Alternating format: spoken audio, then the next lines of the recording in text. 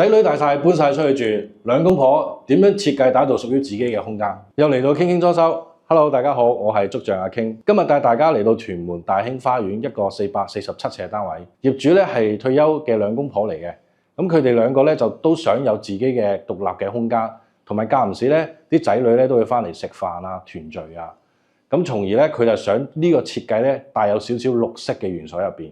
咁睇下我哋點樣將溫馨同埋獨立呢一個元素完美咁樣配合。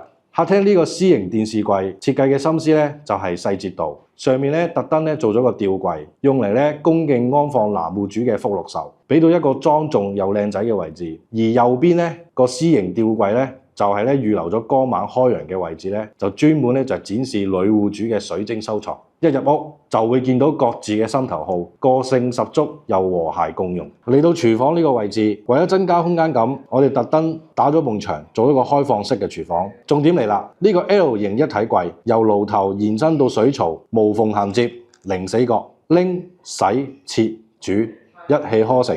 煮飯都快手啲啦，側邊完美嵌入式雪櫃同埋洗衣機，所有嘅功能收歸一體，慳位尤其利。嚟到頭房呢個位置，最大嘅亮點就係呢個飄窗啦。我哋將張床嘅一半直接延伸上去，瞓覺嘅空間感亦都大咗。而且朝早俾陽光叫醒，你話幾咁寫意呢？你睇張床嘅位置同右邊衣櫃亦都係完美貼合嘅，一啲空間都唔浪費。嚟到尾房位置，業主咧好中意呢個地台床嘅設計。我哋今次咧就原封不動，但係咧我哋會用全新嘅技術同埋物料，幫佢重新安裝同埋升級，等佢更加穩固、更加靜音，用到下一代都冇問題。最後嚟到廁所呢個位置，座廁咧雖然唔可以改，但係難唔到我哋嘅。咁我哋咧將呢個鏡櫃咧特登設計到咧延伸去到呢個水箱位上面，咁啊增加嗰個儲物空間啦，同埋又靚仔又實用啦。咁側邊咧我哋咧再做翻個玻璃嘅淋浴間，咁啊真正做到呢個乾濕分離，爽快。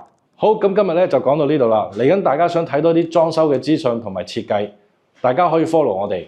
我係築象阿傾，下集再見，拜拜。